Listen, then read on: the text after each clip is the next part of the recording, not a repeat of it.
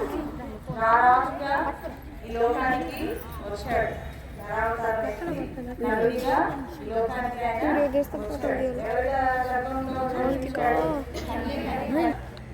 పరమ దేవుడైనటువంటి సాంబ్రాణి గన్ని వేసి ఆయన్ని ఆరాధించారు. మరి ఈరోజు క్రిస్మస్ అనగా క్రీస్తుని ఆరాధించడం కేవలం బాహ్య అలంకరణే కాదు కానీ మన హృదయం కూడా ఆహాకరుడిని మావనస్తుడని మీ నామానికి వందనాలు తండ్రి.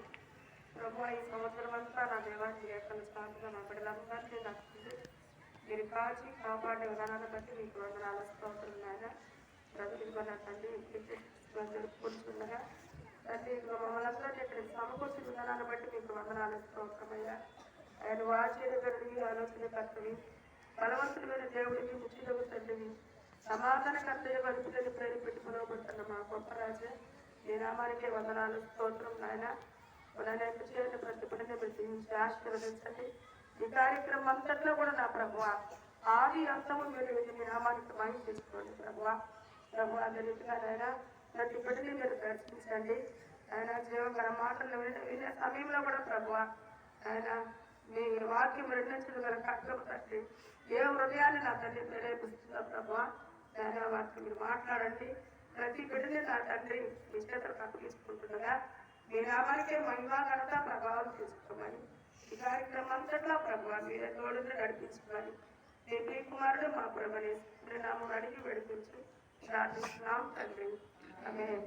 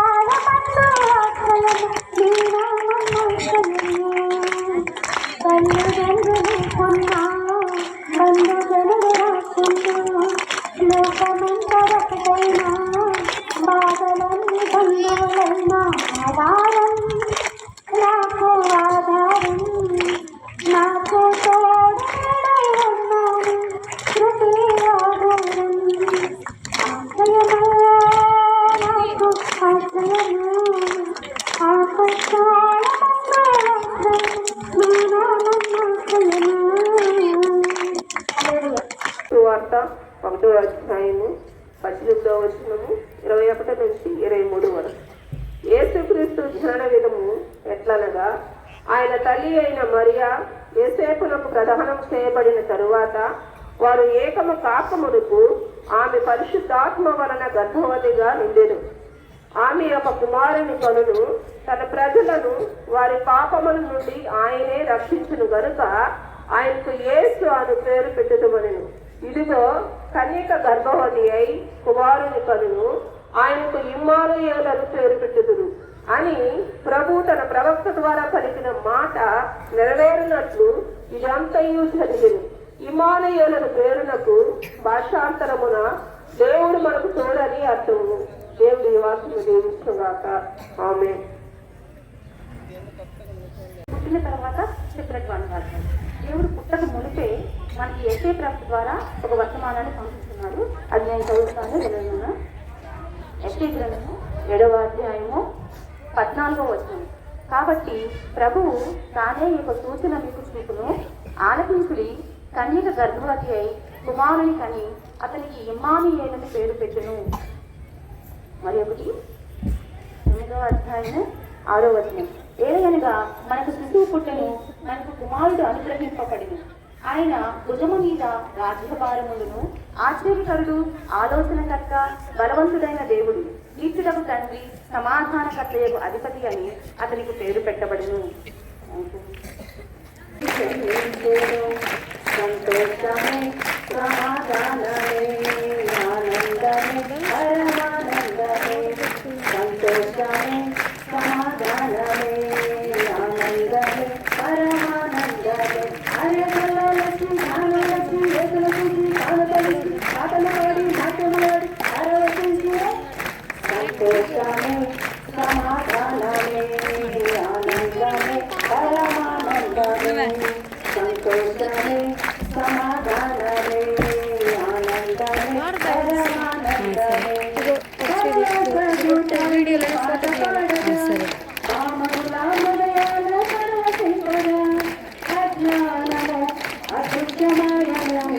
అంధకార బంధకములు తొలగిపోయెను, అజ్ఞానము అదృశ్యమాయెను. అంధకార బంధకములు తొలగిపోయెను. అరే గొల్లాలసి జ్ఞానలసి యేసులసి తాను కలిసి పాటలు పాడి నాట్యములాడి పరవశించిరే. సంతోషమే, సమాధానమే. బైబిల్ వచనము చదువుతున్నాము. మత్తయి సువార్త 2వ అధ్యాయము 1, 2, 9 నుంచి 11 వరకు. రాజైన హేరోదు దినములందు యూదయ దేశపు బెత్లెహేములో యేసు పుట్టిన పిమ్మట, ఇదిగో తూర్పు దేశపు జ్ఞానులు యెరూషలేమునకు వచ్చి, యూదుల రాజుగా పుట్టినవాడు ఎక్కడ ఉన్నాడు? తూర్పు దిక్కున మేము ఆయన నక్షత్రమును చూసి ఆయనను పూజింపవచ్చుమని చెప్పారు.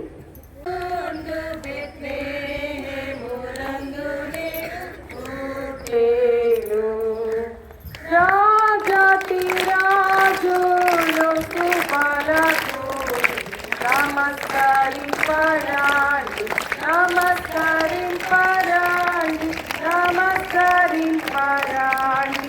ఈ రాజులు ఔషధులతోడు మత్యారు కోమేటి కన్యాగర్భం మందులు కవిసేను. మానవ జన్మమెత్తినట్టి యేసు నమస్కరింపరాండి, నమస్కరింపరాండి, నమస్కరింపరాండి. ఈ రాజులు కూడి వచ్చిన మీ అందరికీ నా యొక్క శుభాలు తెలియజేసుకుంటున్నాను. Happy Christmas to each and everyone who has gathered here.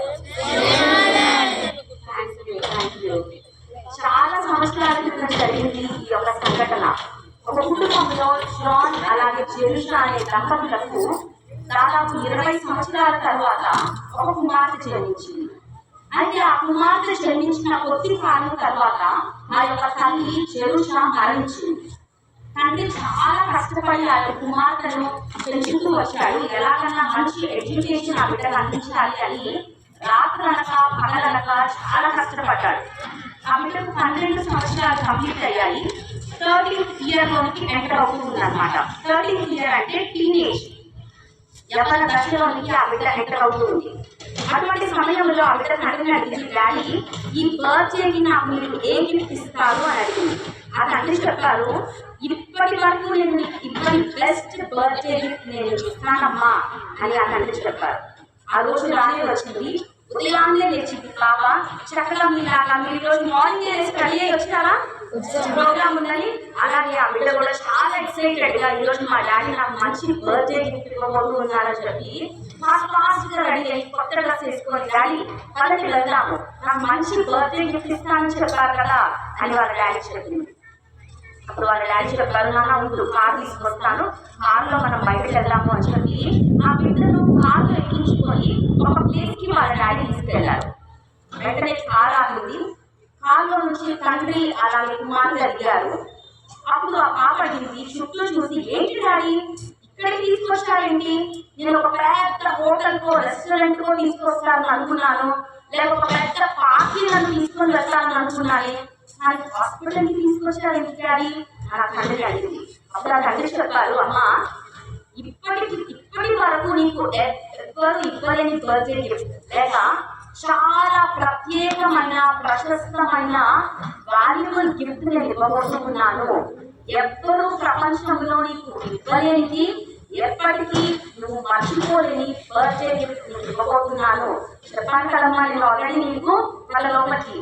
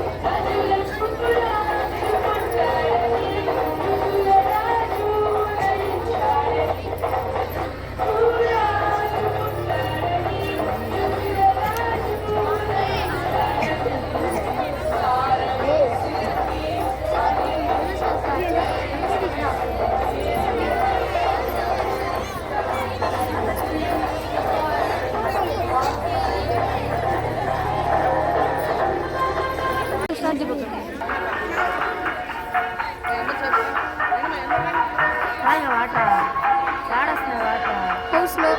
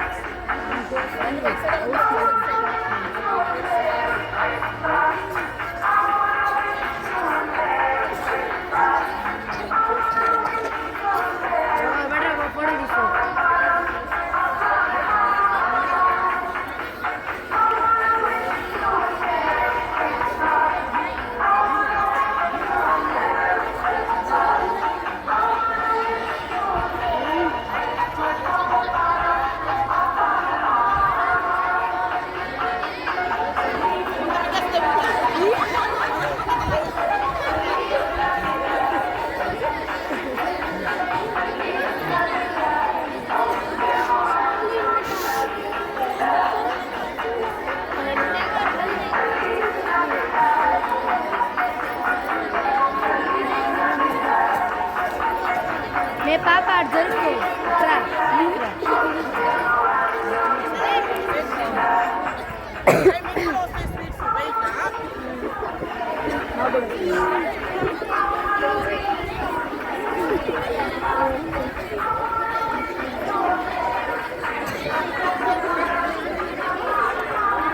ఏం చేస్తున్నాను